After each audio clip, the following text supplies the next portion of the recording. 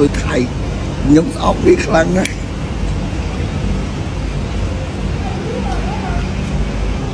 người thầy hãy chào ốc đi hãy cho qua được đấy không ai em mới hỏi em mới lối thầy á đó này hơi mà cho không mẹ mới nè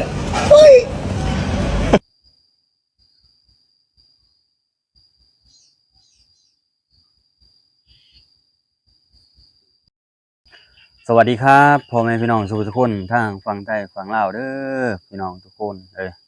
มื้อนี้มาพบกับผมกองลาหน้าน้องโดนเนาะพี่น้องเนาะมื้อนี้เห็นเรื่องเล่าวเรื่องหนึ่งคือปัจจุบันนี้คือว่าคนเขมรนี่อันเหยียดของไทยขนาดเลยนับแต่สิ่งของเนาะ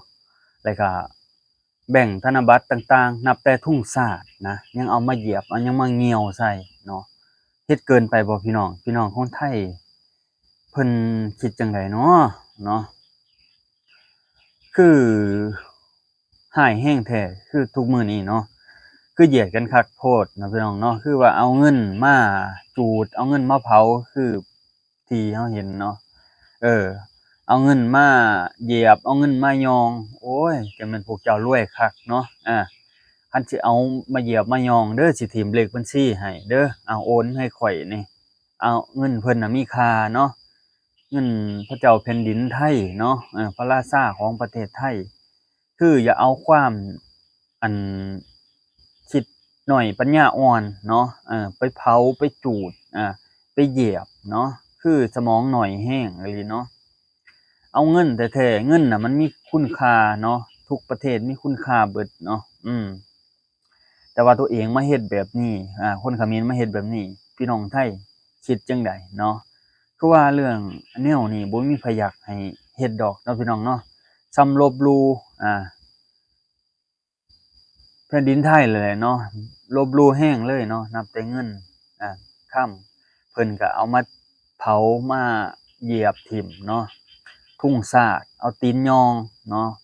เฮ็ดลักษณะแบบนี้พี่น้องคนไทยเป็นจั่งใดเนาะเพิ่นก็คงสิเหลืออดนั่นแหละเนาะคันสิปล่อยให้มันลอยนวลแบบนี้คือสิบ่ได้ดอกพี่น้องเนาะนับแต่คนเขมรมาอยู่ไทยก็ยังเฮ็ดแบบนี้เลยตัวเองมาอาศัยไผเพิงทำมาหากินอยู่บ้านเพิ่นเนาะอยู่ประเทศไทยขนาดมาหาเงินหาค่ำอยู่ประเทศไทยแท้ๆเนาะกลับบ้านไปเฮ็ดเก่งกาจสามารถเอาเงินมาเหยียบมายองเงินแบงก์ใหญ่ก็บ่ว่าเงินแบงก์20แบงก์100เอาแบงก์พันมาให้เหยียบมาเบิ่งดูพวกเจ้ากล้าเฮ็ดบ่เนาะแล้วพวกเจ้าเฮ็ดแบบนี้คนไทยเขาจะจำหน้าไว้เนาะจำหน้าไว้ถ้ามาประเทศไทยคือสิถูกยองคักเนาะพี่น้องเนาะเฮ็ดแบบนี้มันบ่สมควรเลยพี่น้องเอ้ยพวกนี้คือสิบ่เจริญคักเลยแหละคันว่าเฮ็ดแบบนี้นะเข้ามาแบบนี้เอาเงินคนไทยไปเหยียบไปยองเอาธนบัตรไทยนี่ไปเผาถิ้มมันบ่สมควรอย่างแรงเลยเนาะพี่น้องคนไทยคือสิบ่อยากเอาคนเขาหมอกเขมรแล้วคือสิน่ายแรงแล้วบัดตานี้เนาะคนเขมรในประเทศตัวเองเนาะเฮ็ดให้คนเขมรที่มาอาศัยไผเพิงอยู่ในประเทศไทยนี่ถูกแนมว่าบ่ดีคือกันแหละเนาะถูกมุมมองว่าบ่ดีแหละเนาะแต่ว่าเฮ็ดแบบนี้คือสิบ่ถูกคักนั่นแหละพี่น้องเอ้ยคนเขมรพวกนี้เนาะสิเว้าจั่งใดพี่น้องเอ้ยคนไทยเขาเจ้าเหลืออดแล้วเดี๋ยวนี้นะเฮาท่าเบิ่งต่อไปเนาะคือว่าเหตุการณ์แบบนี้นะพวกเขมรปัญญาอ่อนเนาะ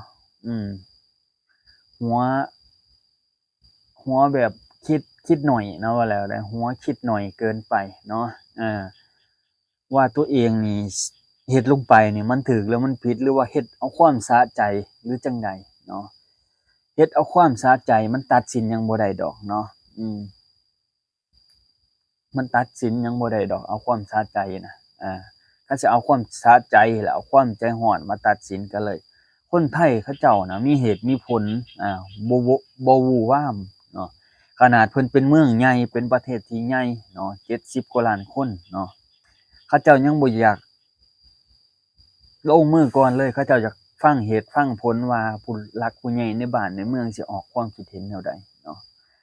แต่ว่าแบบนี้คนเขมรมาสร้างกระแสมาเหยียดสิ่งของต่างนานาเนาะเอาเงินเอาคำมาเหยียบมายองเอาทุ่งสาดมาเหยียบมายองมาเงียวใส่เนาะย้ำคนไทยส่ำใดเนาะพี่น้องคิดเบิ่งขนาดคนลาวเฮานี่ยังบ่กล้าเลยนะเอาเว้าตามความจริงยังบ่กล้าเฮ็ดแบบนี้เลยเนาะคือว่าสิเครียดสิอิหยังกันก็บ่กล้าเลยเนาะพี่น้องเนาะคือว่าคนเขมรนี่เขาเจ้าหรือจั่งใดเนาะพี่น้องเนาะเขาเจ้าบ่มักไทยหรือจั่งใดเนาะบ่มักไทยก็อย่านำสิ่งของเขาเจ้าไปใช้ซะตัดขาดจากประเทศไทยซะคันแนวนั้นนะเนาะอืมสำหรับความคิดเฮาเนาะแต่ว่าความคิดทางนักการเมืองผู้หลักผู้ใหญ่ที่เขาเจ้าอ่าพัฒนาประเทศเนาะเขาเจ้าสิตกลงปลงใจกันจั่งใดเนาะทางรัฐบาลเขาเจ้าเนาะเขาเจ้าสิไปจับมือเว้ากันจั่งใดเนาะตกลงว่าจั่งใดสิเอาจั่งใดด่านต่างๆนานาเพราะว่าเดี๋ยวนี้น่ะคนได้รับผลกระทบอย่างแรงเนาะส่วนมากสิเป็นร้านค้าร้านขายที่นำสิ่งของจากประเทศไทยแล้วก็เครื่องต่างๆนานาเนาะที่นำเข้าจากประเทศไทยคือสิหนักแรงเนาะหนักแรงเลยแหละคือปัจจุบันนี่หนักแรงเนาะเขมรนี่จั่งใดพี่น้องเว้าอย่างหนึ่งเนาะมันก็ลับหลังอีกอย่างหนึ่งคือคนไทยเขาเจ้าเว้ามันบ่แม่นคนภาษาเดียวกันนะเออคือคนลาวคนไทยยังพอว่าเดะคือว่าสิเว้าคนละภาษาแต่ว่าฟังกันเข้าใจเนาะฟังกันเข้าใจเนาะอาจสิบ่ทุกคำเนาะแต่ว่าฟังกันเข้าใจแล้วก็ตัวหนังสอกหนังสือวัฒนธรรมต่างๆนานาคล้ายเคียงกันใกล้เคียงกันเนาะ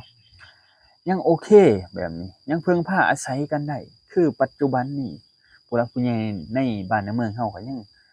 ไปมาหาสู่กับผู้หลักผู้ใหญ่ทางประเทศไทยเพิ่นยังสามัคคีกันปรองดองกันเนาะเป็นพี่เป็นน้องบ้านพี่เมืองน้องอาศัยไผพึ่งกันเนาะก็คือเฮาอาศัยไผพึ่งเพิ่นบางทีอันใด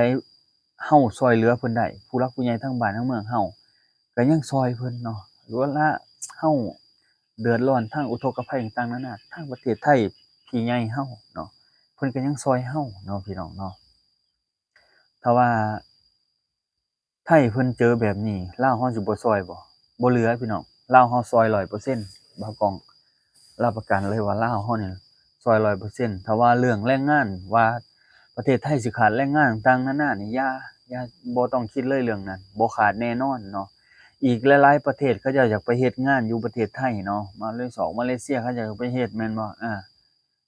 คนพม่าบ่อึดบ่อยากเนาะคนลาวนี่หลักๆเลยนี่